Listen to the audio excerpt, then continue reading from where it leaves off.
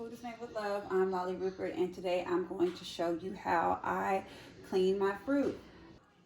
Alright, so things that are in packages I generally do not wash. And what do I mean by that? Ready to use broccoli. It's already pre-washed. If I do take it out, I will probably, hold on, I'm going to have my husband do some camera action. Let's put this camera action to use. I would generally just wash it when I'm ready to use it. So the Brussels sprouts and that, they're going to the side. That also goes for the spinach. I usually buy the ready to eat pre-washed spinach. Right. But these are packaged. These are packaged, but they're not ready to wash. So I'm going to wash these. I'm going to wash these. I'm going to show you guys a special way that I wash these because they're very sensitive and they're very easy to mess up because of the baking soda is kind of abrasive. So I just use vinegar for those. And the reason why you want to wash your strawberries when you get them, look at this, guys. It's a molded strawberry in there. That will ruin the whole batch. So you have to make sure that you go through it and clean it up beforehand. This I wash when as soon as I'm getting ready to use it. So mostly just fruits. The bananas are going inside of there. I don't have a lot today, so we don't have a lot to wash. Again, I'm gonna wash these when it's time to use them, because if you wash these too early, they get flimsy and they lose their crispiness. All right, so the first thing I'm gonna do is I'm gonna run some cold water into a clean sink. You wanna turn this way? So, cold water into a clean sink. And I'm just going to use vinegar. I'm doing the strawberries first for the reason that I just told you, because I usually, if you follow me on Instagram, you know that I use baking soda and vinegar. But because of the sensitivity of the strawberries, I'm just going to use vinegar. So I'm going to use about a cup or two of vinegar. I don't have much produce today. The seasons are changing, and so are the prices. All right, so I have about two to 3 cups of vinegar in there. I'm gonna go through the strawberries, making sure that there's nothing molded, that I'm gonna put into this water and vinegar mixture. Ooh, splashing everywhere, these things are heavy. All right, so this is a pretty decent batch. There's only one in here that is faulty. Now this one I know has some issues because this thing is dripping. So I'm not sure if you guys seen the strawberry prices in this season, but they basically double. In the summertime, they're super cheap. You can get a pound for like $2, $1 and some change sometimes.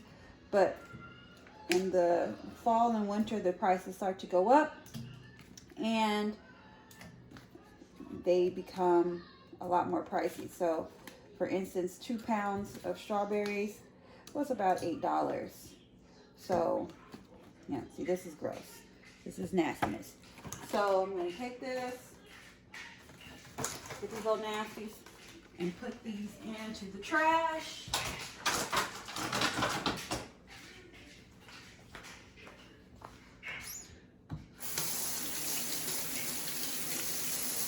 And let these get cleaned off in the vinegar and water. Sometimes people forget that produce needs to be cleaned. They don't take into account that it comes out of the dirt or in dirty fields. People's hands have touched it. It's been sprayed with all sorts of chemicals, and people don't take those factors into account. And they'll just eat them. They'll just eat the stuff, and that's no good. I actually read that strawberries are one of the fruits with the highest amount of pesticides on them. So it's very important that you clean your strawberries in particular. And to remove the pesticide from the strawberries, The best way they say is to use baking soda, and that gets most of it off. But the baking soda, it ruins the strawberry, tears it up. So I just go through. But if you're going to, if you want to, if you go through your strawberries and say you have a nice decent batch, you go through it and it's fine, you can go ahead and store those in your refrigerator. I would suggest putting a paper towel underneath it, and then you can clean them with the baking soda right before you're about to use them. I like doing that. Generally, I like doing that, but these batches were, I mean, this is super, super soft. I might have to get a refund on some of this, but yeah. So this is pretty good. Look at that. It exposes what's going on here. See, I couldn't see it with my naked eye at first, but now that it's inside of this mixture, it starts to expose the faults, the flaws.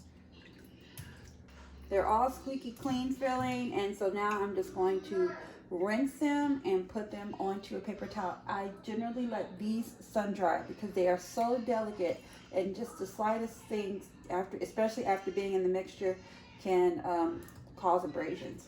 So I'm going to go ahead and rinse these, and I'm going to dry them and then go on to the next batch.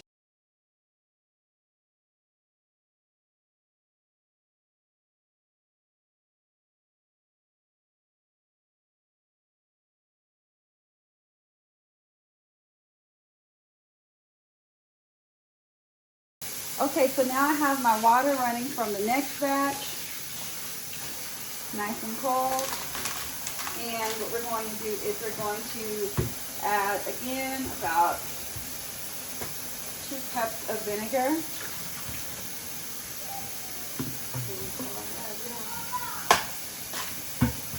And we're going to do about a 1/4 cup of baking soda to start. I usually do a 1/4 cup inside the water, and then I will cover the top with it. I don't have a lot of produce today, so that's pretty much all I'm going to need. So I'm going to open up the apples, put the apples in. And guys, apples are dirty. They get a lot of dirt up in here. I don't eat that part anyway, but it just shows you. It reminds you of where they come from.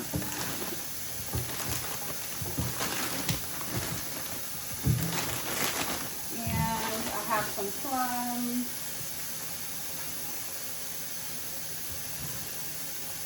I haven't had a plum in a long time.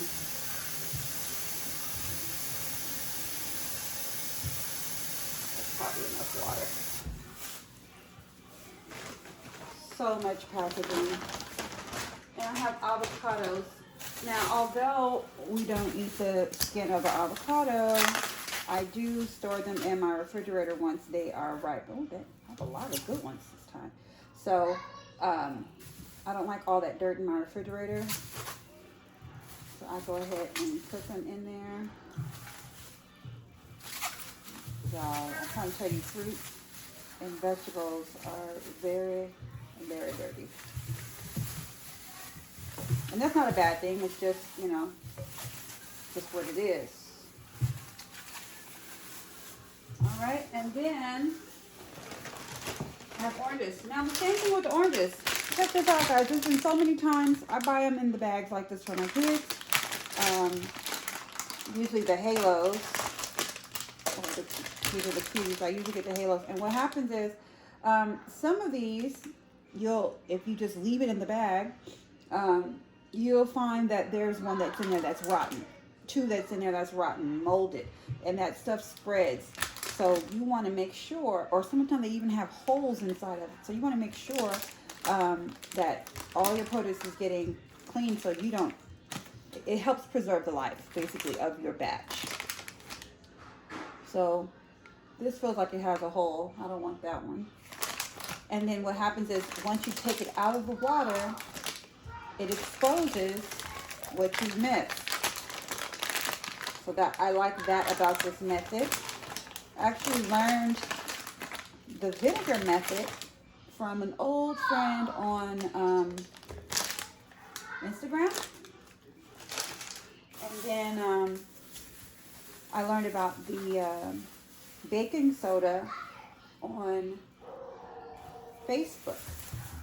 There was a study, they did a study of, you know, just using regular water and baking soda, and they found that baking soda got rid of a lot of the pesticides that were sprayed on the fruits and vegetables. So I do that method along with the vinegar. I just mix it. If you're asking me, so why should you do it this way? That's why. Okay.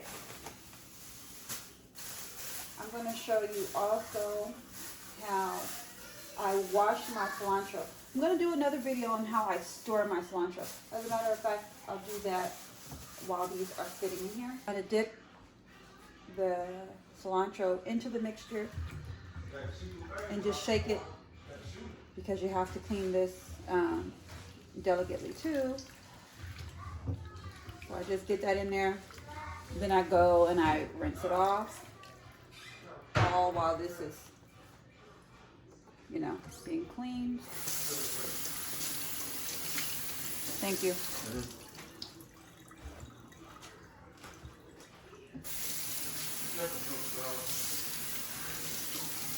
All right, and then I set this out and let it dry.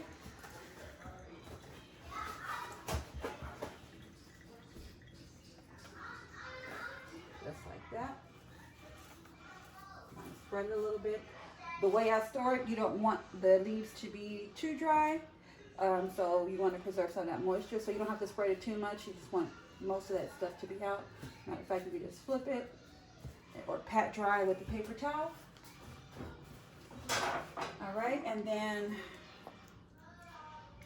I'm going to make a video right now on how to clean the cilantro while these fruits are just sitting here bathing. I call it a produce bath. They're just bathing. I just let them go ahead and sit in there for a while. You can hear how squeaky clean that is. That waxy feel. Well, these are, I'm not sure if organic fruits do the put the wax on the apples, but I'm just trying to get a lot of that waxiness off, so that doesn't feel waxy. Everything is squeaky clean. I like that squeaky clean feeling. And then I just go through and just rub it with my hands basically, and try to get every piece of fruit to rub up against each other to get all the crap off of them. Then I go through and I rinse them, but I leave them in there for like 15 minutes or so. So while that's sitting, and this water looks so gross, I'll show you guys. I'm not even sure if you guys will be able to see the nastiness, but I'll show you guys in a second after I'm done making this video. All right? Alrighty, so everything has been washed off, and most of the tags have been removed. Well, the tags have been removed and everything except for the avocados. Everything's washed and clean, and it's just sitting here drying. I'm going to clean out my sink now and go about my day until it's all done. Then I'll go ahead and put this stuff away. I do thank you so much for watching. I hope that you enjoyed this cleaning method in this video. I will put a link in the bio. I'm sorry, link in my description. I'll put a link in my description on how to ripen avocados, how to clean the cilantro, and how to follow me on Instagram. All right, I thank you so much for watching again. You guys have a blessed day.